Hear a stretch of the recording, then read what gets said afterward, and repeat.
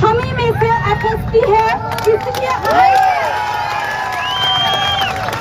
आज हमारे राम कांडवाल भाई जी, बॉबी भाई जी कहते हैं कि हम भी एक क्या थे, तुम्हारी तरह बच्चे पढ़ने वाले। इसलिए उनके सहयोग के लिए कई बॉबियों को आना पड़ेगा, कई राम कांडवाल को आना पड़ेगा।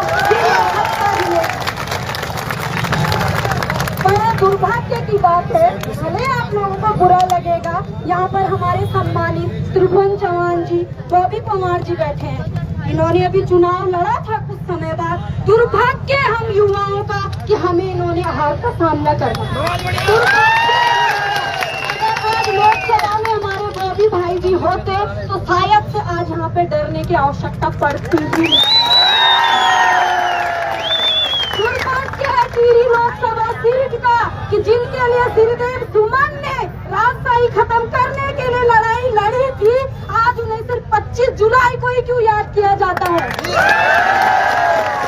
अगर वो राजशाही उन्होंने तब खत्म करने की बात करी थी तो आज माला राज्य लक्ष्मी शाह टिहरी लोकसभा में क्या कर रही है? बताइए ना क्या कर रही है?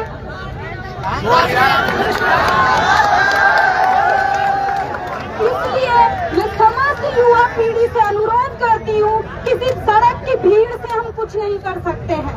हमें घर घर जाके अपनी बहनों, अपनी माँ, सबकी सोच को बदलना होगा।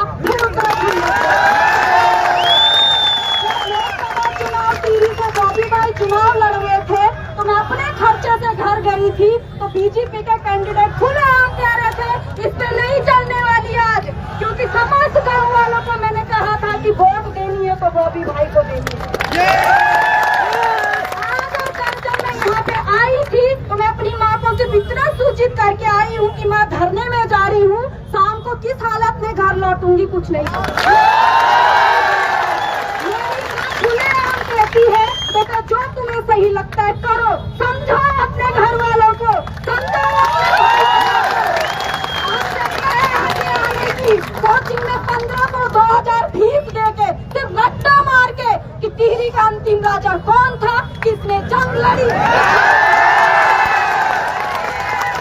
हम उत्तराखंड के इतिहास में 2 लोगों को पढ़ते हैं, चंद्र सिंह गढ़वाली पेशावर कांड के लिए जाने जाते हैं, उन्होंने भी कितनी भूमिका निभाई, पढ़ने वाले बच्चे को पता होगी। दूसरा हम जानते हैं तिलहरी कांड, चक्रधर जुयाल। आप लोग तय कर लो, आपको इतिहास में अगर दर्ज होना है तो किसको कॉपी करते हुए होना है? इसलिए लाइब्रेरी कल हमारे पूरे कर्म